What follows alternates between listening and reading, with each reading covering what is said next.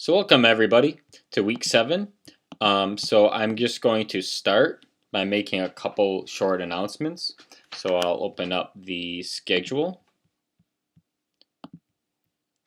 And so this week is week 7. So you should have submitted your literature review. And so next week you have a couple things due.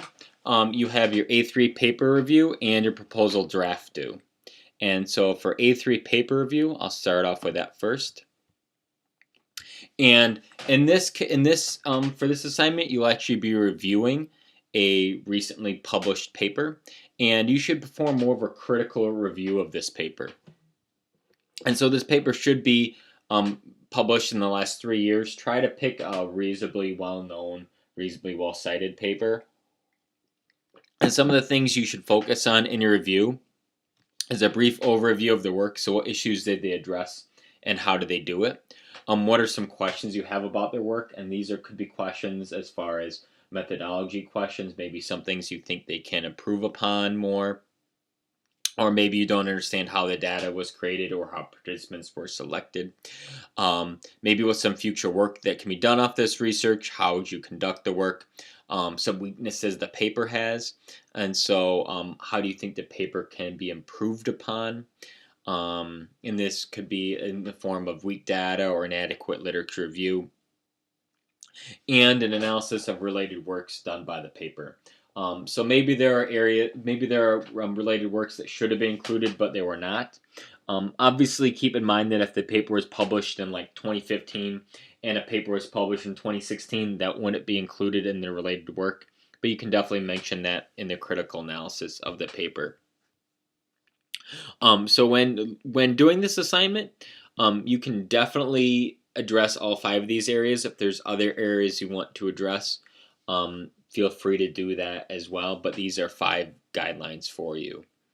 So just kind of a heads up, one thing that you can use quite a bit to find different related works and to find works that have been done subsequently to maybe some published research is using tools like Google Scholar. So in this case, I'm going to search for a recently published paper, and this is done by a really awesome genius. And so if you were to search for this paper done by this genius researcher, you can actually see who cited it. So if you were to click on the cited by link, you can see work that's been done subsequent to this paper, and to see some maybe improvements that were done off this paper. So this is just a handy tool that I use quite frequently when I'm reading a paper that might be a little bit older and I want to find some more recent works. I would click on the cited by link and I can see what's been done since there. Okay. So the next item, excuse me, coming up is the proposal draft. And so if I click on the project, okay, so this is kind of the alpha or beta version of your proposal draft of your proposal, and this is intended to give me some time to give you some feedback on your proposal. For your proposal draft, if your topic totally differs from what you have for the first 2 deliverables, that is 100% okay. It's very normal to shift topics from time to time, but for your proposal draft, it should be minimum of 5, maximum of 10 pages in IEEE format. If you want to use ACM, that's okay. ACM or IEEE format. So as long as you're using the double column format, just using ACM or IEEE papers, that's fine. But some of the areas you should have are introduction, the related research objective, research questions and hypothesis, the literature review, and so not just the prior submission of your previous work, so you shouldn't just copy and paste the literature review, but change it up a bit. You may want to add some sources, maybe cut down in the writing a bit. A detailed plan to conduct your research and a detailed plan to evaluate your research. So the detailed plan to conduct your research should include what you plan on doing it and when and how you plan on doing it. And a detailed plan to evaluate your research is how are you going to measure how good your research is. Does it have good findings? So maybe you're evaluating one algorithm versus another. How are you going to measure if that algorithm is better or worse or not. So you should definitely include at least these 6 areas in your research. If you want to include an abstract, that would actually be very helpful to do. So I would encourage that as well. But if you have any questions on this, let me know. This is something that will take you some time to do, so plan ahead of time. Make sure you're working on this. It's going to take you a good amount of time. If you spend like 2 or 3 hours on the submission, you're probably going to do a pretty lousy job. You don't need to have your advisor proofread ahead of time, but you definitely can if you'd like to. Okay. And as far as your capstone and thesis, so at this point you should feel like you're in somewhat good shape with your capstone and thesis. If you don't, that is normal, but it should be a slight red flag for you. So at this point, you should be speaking with different potential advisors as far as your thesis and capstone. You should have an area pretty well defined. If you don't, you should be talking with the potential advisors to help you narrow down a potential idea, a potential area, and you can definitely speak to me as well. I'm obviously here to help however I can, so you can always send me emails, we can always Skype, we can always talk about different ideas that you have. Unfortunately, I can't give you an idea because coming up with an idea is something that you need to do both for this course and you need to find a topic that interests you. So I'm very happy for you to bounce ideas off of, but unfortunately, you actually have to go through and find your own idea for things, okay? So that's really it for my announcements for the week. What we're going to talk about this week is really an introduction for measurements and how to form measurements. So we are going to talk about statistics a little bit in here. Keep in mind this is obviously not a statistical course. There are entire courses, entire programs dedicated to statistics. Those are great courses to take, but we're going to just really talk about statistics and measurements from a very topical sense today. And that's really it. When it comes time to do your work and your thesis and capstone, your advisor can definitely help guide you as far as what are the most appropriate measurements and statistical analysis to do in that research area. But for now, I just want to give you a brief overview of doing a statistical analysis and to really just get you prepared for when you start seeing some terms like precision recall and things like that in papers you're reading, you have some semblance of an idea of what they actually mean. Okay.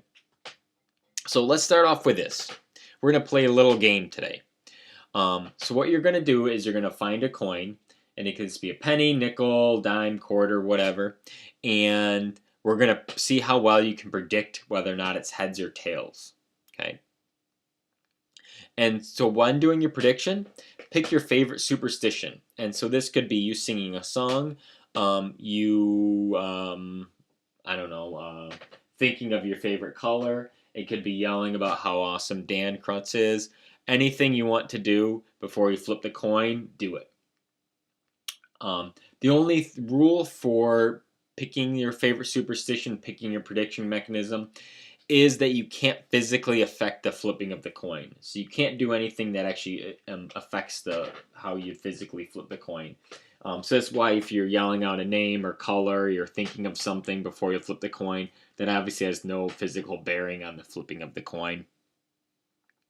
But you're going to do this prediction mechanisms, the same prediction mechanism before every flip. And so what you'll do is you'll flip the coin 20 times and you record the results in a table like this. So you can open an Excel table or Excel document, and you can create a table where it has the columns flip number, predicted value, predicted outcome, and actual outcome. So for flip number, that's just the flip of whether or not it's flip 1, 2, 3, 4, or up to 20. Predicted is what you predicted the flip to be beforehand. So obviously it can be heads or tails. So before the flip, you're going to predict if it's heads or tails. And then you will record what the actual outcome is. So you might predict it's heads. If it lands on tails, you'd record it like this. If you predict it's heads and it lands on heads, you'd identify it like this. And if you predict tails and it lands on tails, that's how you'd record it. So create this table in Excel and go ahead and flip. And at this point, you should probably pause the video while you go ahead and do your flipping. Okay. So, hopefully you paused it for a minute and video for a minute and did your flipping. But now we can say, how well did your coin flip predictor work? How good of a job did you do predicting if it was going to be heads or tails? And does anybody feel like they can predict the future? So this question is a lot like what you see in research. In research, you need to provide a measure of accuracy in many cases. And when I have accuracy in quotation marks because, as you'll see later, accuracy is a technical term. Maybe I should say correctness, but you need to measure correctness in one way, shape, or form. So you need to measure correctness or accuracy for a variety of reasons. You need to use it to show how well you can predict something. Maybe you're comparing one technique versus the other. So maybe my favorite coin flip predicting technique is to flip the coin standing on one leg, where yours is to yell out your favorite color. Well, we need to measure how much more effective your mechanism was compared to mine, or if my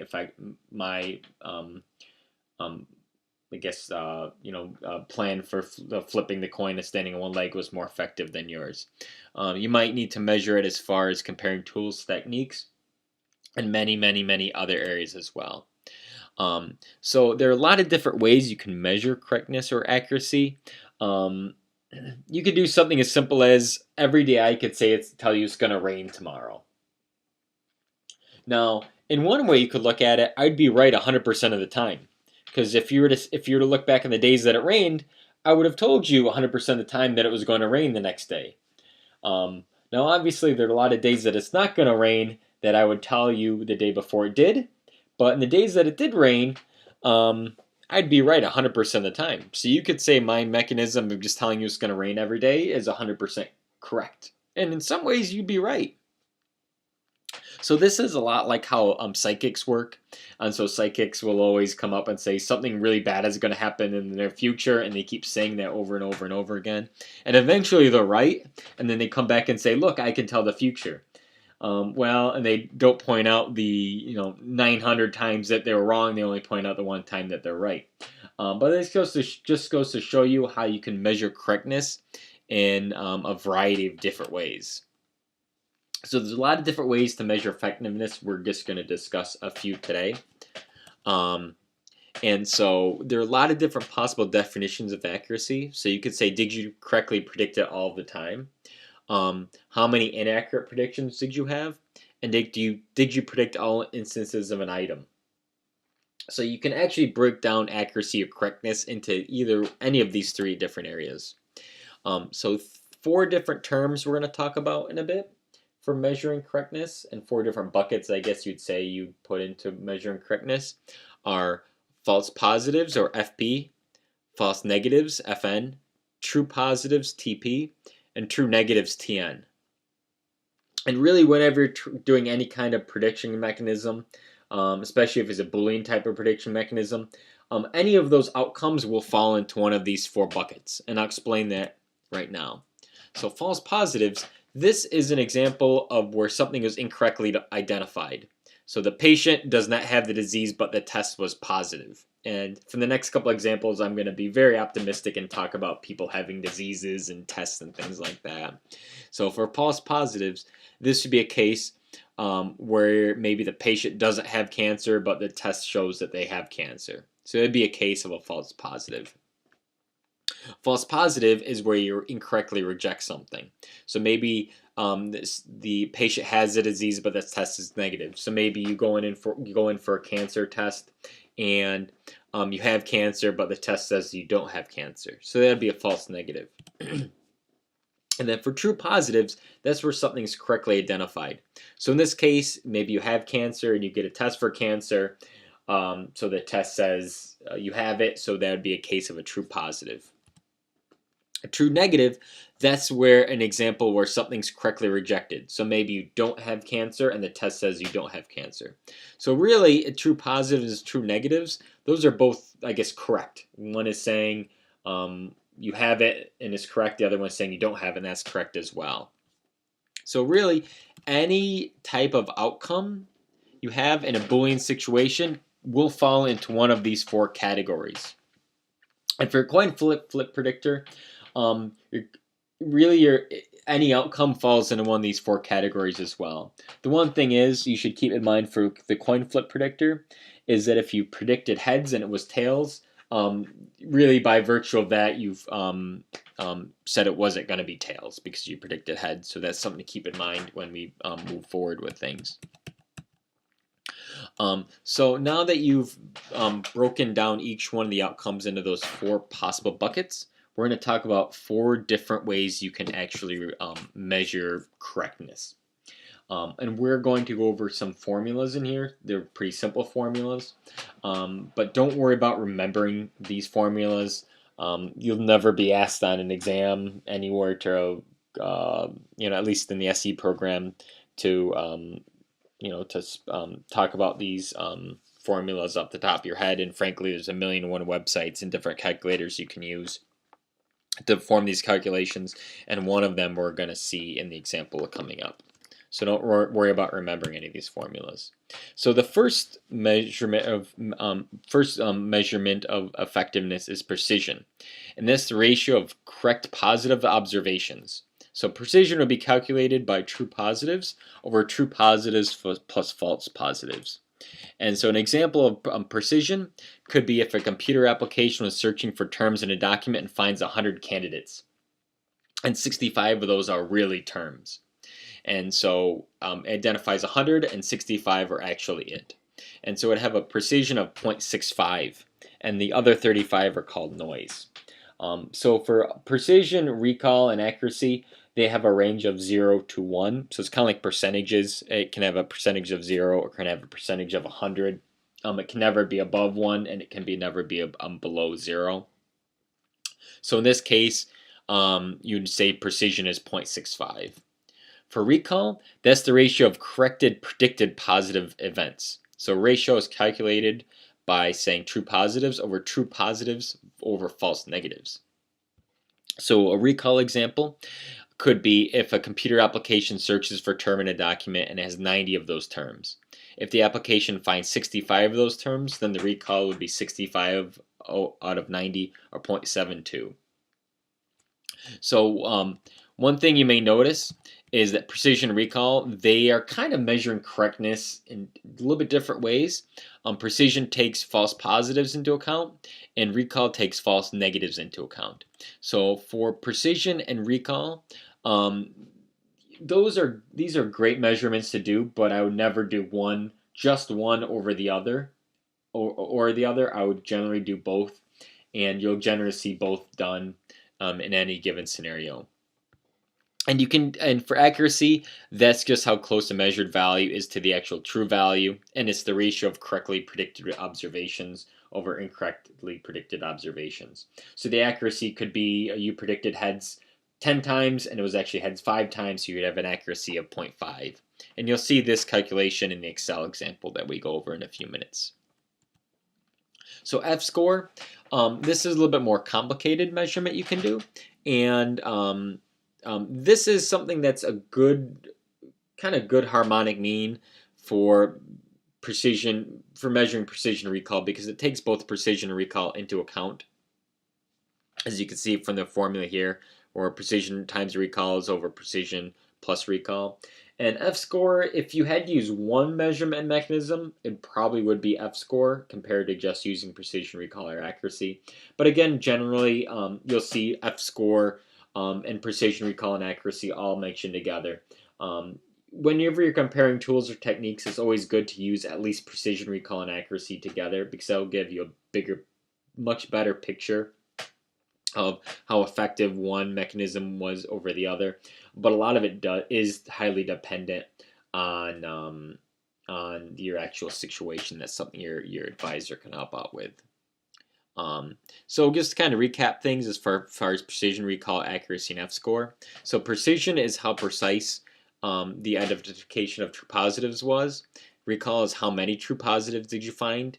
Accuracy is the ratio of correctly predicted observation. And F-score is really more of a combination of precision and recall. So you'll often see true positives, false negatives, false positives, and true positives broken down into a confusion matrix. And this is an example of a confusion matrix here. And in this case, for true negatives, it would have a value of 50. So you predicted no, and it was actually no. If you predicted no, it was actually yes, that'd be a false negative of 5. If you predicted yes and it was actually no, that would be maybe that happened 10 times. And if you predicted yes and it was actually yes, that would be 100 times. And so using a confusion matrix, this is a great way to actually measure precision, recall, and accuracy. So I have an example of a confusion matrix in Excel. It's available via this link. And I also have some good readings for you as far as precision recall. But just looking at the course resources page, I'll show you the link you can download the Excel file from. And you can download it using this link here, and that will allow you to download an Excel file that I've created. And the Excel file will immediately look something like this. Let me make sure. Okay, so in this Excel example, in this case, I built a confusion matrix here. And in this confusion matrix, in this example I have on top, I just show true negatives, false positives, and true positives. And I have an example set here. In this example set, I predicted it would be negative 9,160 times, and it was actually negative those times. So that'd be a true negative. For false positives, that in this case I said it happened 140 times, and I arbitrarily just came up with these numbers.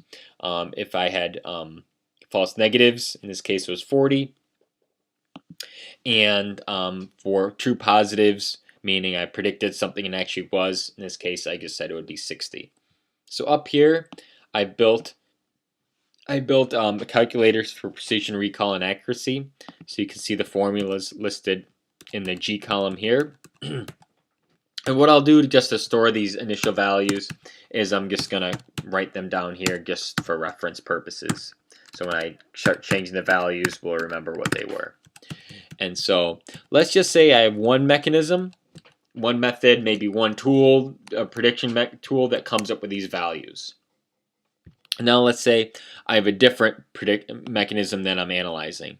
And in this case, maybe I actually have a true positive of 100 times, so it works 40 more times. And then for false positives, it only happens 100 of those times. So you can see it changes precision and recall automatically. So if I was doing a comparison of these two different techniques, I could say that the second technique had both a better precision and recall. The accuracy wasn't affected to it, but I could make an argument that has a better precision and recall. So this is a good way to actually measure how effective one mechanism is versus the other. So for your coin flip mechanism, let's go through and we'll calculate that right now. So obviously I don't know how well you were able to actually, what your results actually were, but quite obviously, you know, on average, if you flipped it 20 times, you're probably right about 10 of those times. So I guess I'll just go along with those average values. So if you predicted it would be negative and it was actually negative, that would be probably 10 of those 10 times. You probably would have 10 false negatives, meaning that you said it was going to be heads and it was going to be tails. You probably had 10 false positives, so maybe you predicted it was going to be heads and it was tails. So really, false negatives and false positives, false negatives will probably be the same value. The same thing goes for true negatives and true positives. And if you said it was going to be heads 10 times and it was heads 10 times, or you know, heads. If you said it was going to be heads 10 times out of the 20, and it has those 10 times, it would have a true positive value of 10. So up here, you can see it automatically calculates precision, recall, and accuracy of 0.5. And just by knowing the type of test that was done, it tells you were correct, I guess you'd say, about half the time, which is exactly what you would expect. When you actually go through and run these results, most people will be between like 0.4 and 0.6 just because there's some luck involved there. But generally speaking, everybody should be somewhere around the 0.5 value for this. And so what I'd like you all to do is inside of the week 7 discussion board, there's a coin flip predictor results section. I'd like for you to post your precision, recall, and accuracy. Quite frankly, if you're not in that 0.4 to 0.6 range, odds are you probably calculated something wrong or you're lying. Obviously, you can end up with a precision, recall, and accuracy of 1, but it's unlikely that you're going to predict a coin flip 20 times out of 20. It's very unlikely, statistically speaking. But I like for you to post your results in the week 7 discussion board just to see how well people do with their coin flip predictor. So I'd also encourage you to play around with this Excel sheet, and there's a million other resources out there for predicting precision, recall, and accuracy. And so just kind of wrap things up for the week. For doing statistical analysis is make sure you have a large enough sample size. So if you're going to do the coin flip measurement of 2 techniques and you only measured on like 3 coin flips, that's not a large enough sample size. So you want to pick a large sample size, an appropriately sized sample size for any measurement mechanism that you're doing. Make sure that you have a representative sample size, and we'll talk about both in the next upcoming weeks. So for the activity I'd like for you to do this week, and this is not something you hand in, repeat, not something you need to hand in, I'd like for you to find a recently published paper and to see how they use precision, recall, and accuracy. And I have one example paper, and this is a recently published paper, and it was written by a really well-known researcher. And I have the link here, and I click on it. So this is a really well-known researcher, as you can see. And in this case, they use precision, recall, and accuracy to measure one method versus the other. And they describe both in the paper, and they describe how they collected the values. So I wouldn't necessarily read this paper, but it'd be a good idea to find another paper that discusses precision, recall, and accuracy. So that's it for me for the week. So thanks everybody, and I'll see you in week 8.